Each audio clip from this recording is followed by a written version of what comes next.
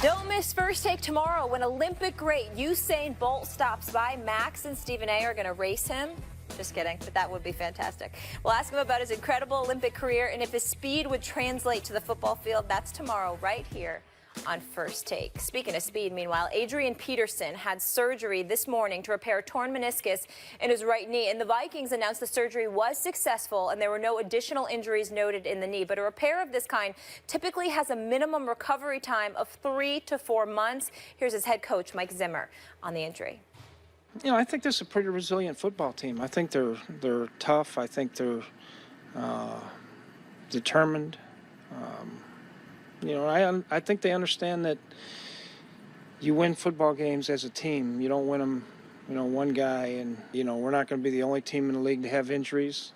It's just part of pro football. So we're going to keep plugging away and keep doing our very best to try to find a way to win. AD has 7 career 1,000-yard rushing seasons. Stephen A., obviously he had the injury on the other knee. Now this one, is this the beginning of the end? I don't believe it is. He's Adrian Peterson. He's AP. He had a lot to overcome. There's no question about that. When you think about that devastating ACL injury that he suffered a couple of years ago, coming back from that, it was miraculous. There's no way around it. You got to give respect where respect is due in that regard. I look at the Vikings' offensive line. That's obviously something that has to improve. As far as I'm concerned, he was going to age by dog years if he stayed behind that offensive line anyway, because they're struggling to block. They're the second worst offensive line in the entire football league, according to Pro Football Focus. So we got to pay attention to that and recognize the fact that Adrian Peterson, I mean, this might be a good situation for him to actually have to sit out this year and not put wear and tear on his body, because even though he turned 31, I think it was like in March or something, he turned 31 in March.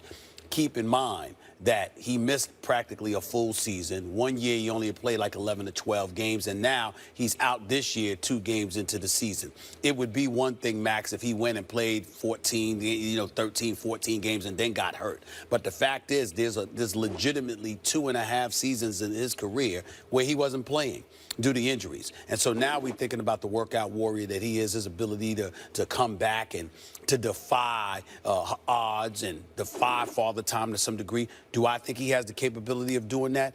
Obviously, I do. And I look at Minnesota. I don't expect him to be there because he's going to count about $18 million against their cap after this season. Likelihood is that they're not going to keep him, which means that, to me, he'll find someplace else to go with a stout offensive line, and he'll capitalize off of that. I do not believe this is the end for Adrian Peterson by a long shot. I believe he will be back. And when I say back, I'm not talking about back as an average player. Let me be clear. He might not be the superstar best running back in the game of football because of this injury, that's got him out. But I do believe he'll be close to that. I really do. So I'd be right about when we were talking about a couple weeks ago. No, you thought he was finished. And I told you it'd never be, you're done with one more season of looking at Adrian Peterson, then he won't be the same thing. He didn't even make it through the season. But see, that's where you're being phony. Because you said that statement, meaning Adrian Peterson doesn't get hurt. He goes through this season and just age and attrition. No, wait a minute. I'm saying, I'm making that statement. I'm telling you the same thing about Tom Brady. He's going to fall off the cliff, just like Peyton Manning did, just like Derek Jeter did, just like Kobe Bryant did, and frequently, based on age, has to do with the way you respond to hits and how frequently you're injured, and how severe the injury is. But you have to understand where I'm coming from. Where I'm coming from is this.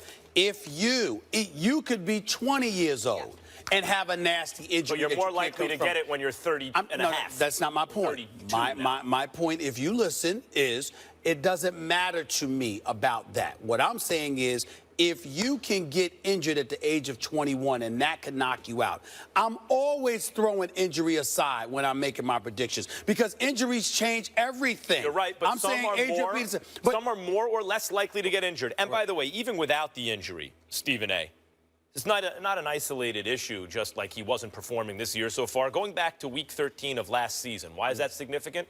He was 30 years, about 30 and a half, which is old for a running back. Once you hit 31, once you hit 32, almost no running backs are the same anymore. Only 2 have had over 1,200 yards. No one's had 1,400 yards as a 32-year-old running back. They usually hit the wall around 30, 31. At 30 and a half years old, he was 4th in the NFL in rushes, but 14th in rushing yards, and more importantly, dead last on yards per rush since week 13 of last year. So What happened to the Vikings offensive line all of a sudden? Did they morph into something new that couldn't block for him anymore? Because he was still producing at near top level. Is that a rhetorical question? And then all of a sudden, is that a boom. rhetorical question, or can I answer that? By that time, the Vikings vying for the NFC North crown, you had pretty much figured out what Teddy Bridgewater wasn't going to do to you. So as a result, 13 weeks. Oh no. Yeah, for some of those teams, yeah, because you're not paying attention as early on in the year as you are when it gets deep Why is into it the that season. Matt Asiata's red zone rushing without Adrian Peterson going back to 2014, right? Because Peterson couldn't play. Scored 9 of the team's 11 red zone rushing touchdowns. 9 out of 11. Would you like Matt to answer Asiata. that question? That was third in that? Wait a minute. That was third in the NFL from week 2 to the end of the season. I remember he was a good fantasy pickup that year. Right. So his replacement player is actually giving you value when he's not there. And when he is there, week 13, 14, 15, 16, 17, 1 and 2 of this year, he is dead last in yards per rush. You brought up something that was very important. You brought up the last 3 weeks of the season, of the regular season. Now, obviously, that final game against Green Bay, all right, which was at Green Bay, hostile environment, Lambeau Field, going up against Aaron Rodgers and the boys. You're going to move the chains. It was going to be a relatively low-scoring game. The Vikings ended up winning that contest 20-13. Max Kellerman, the 2 games before that you brought up about Adrian Peterson, they beat Chicago 38-17. They were walking away with it. And they beat the Giants 49-17. So what I'm trying to say to you is that it wasn't necessarily the priority. Yeah, but what I'm saying is that's not what the numbers say. The numbers say his NFL rank in terms of rushing attempts since then is 4th. That means it's a priority. 4th in the NFL. They're trying to rush the ball. They are making it a priority. His effectiveness, meaning yards per rush, was dead last. Because when Adrian Peterson is in the lineup, you know he's likely going to get the ball. So there's no way to disprove your hypothesis. Nothing. No evidence can tell you that Adrian Peterson's falling off. Nothing. Because what I'm saying to you... So you have a religious devotion to this idea that he must be great, but he's getting older. No, he's getting older. He's hurt now. Obviously, coming back from that, I believe in him, but I don't know, because obviously an injury of this magnitude at this particular age, it could end up being detrimental. My predictions on Adrian Peterson, Tom Brady, people like that are predicated on if they're healthy, who you're seeing now, it will take an injury to knock them off their pedestal, because based on their ability, I don't expect a drastic dissipation. I'm giving you evidence that, in fact, they were using him a lot toward the end of the year. His effectiveness went down. It went down at the age that you would predict it would go down. The same thing happened to every running back who ever lived. Only Walter Payton and John Riggins, and Riggins was a very different kind of back, but Walter was a fullback playing running back. But only Walter Payton, really, of elite running backs.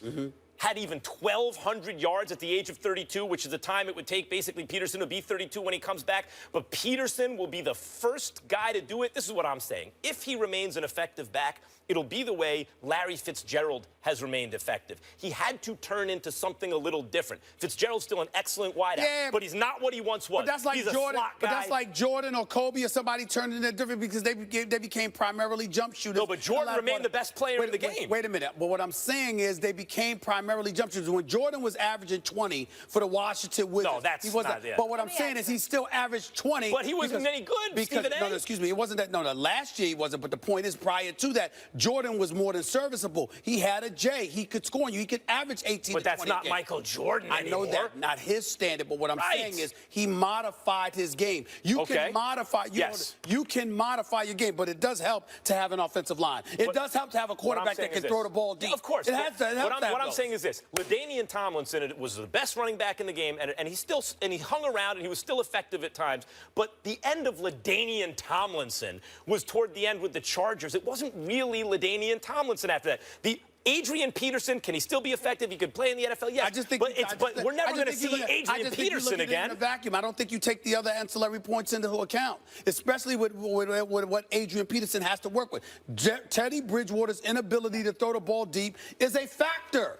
is a factor. You don't ignore But that. Bradford can throw the ball deep, and he's not getting anything this year so far. Adrian Peterson more so. Obviously, nobody came back better and stronger than the last ACL, is that he's going to have some trepidation mentally. He's going to be scared. Now you've had both knees done in terms of that. But as far as the age, we're seeing D'Angelo Williams right now lead the league in rushing. Behind a great offensive line. Well, he's 33. Behind a great offensive line. but If you're you put ignoring- Adrian but you're Peterson on the ignoring- wait a Steelers, minute. yeah, he could do something. But He still wouldn't be Adrian Peterson But how anymore. do you know if you got that offensive line? How do you know? I'll tell you how I know. Because if he did, he would be the first to do it. And people who But assume there's he can do always it a first. are Wait a actually, minute, you're wait a taking minute, credit wait a away minute. from him Not if you're that anything assuming he's crazy going to do play it. scared. If there's anything, well, you don't know that either, Molly. that's what I'd we be don't afraid know of.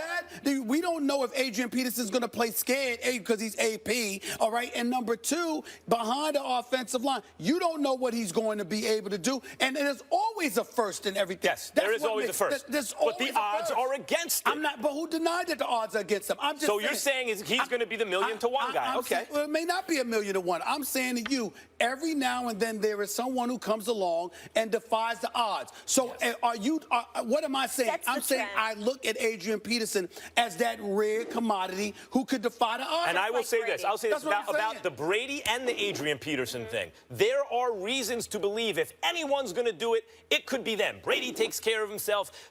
Bill Belichick will figure it out, etc. Adrian Peterson came back from an ACL unlike anything you've ever seen. He's next to superhuman.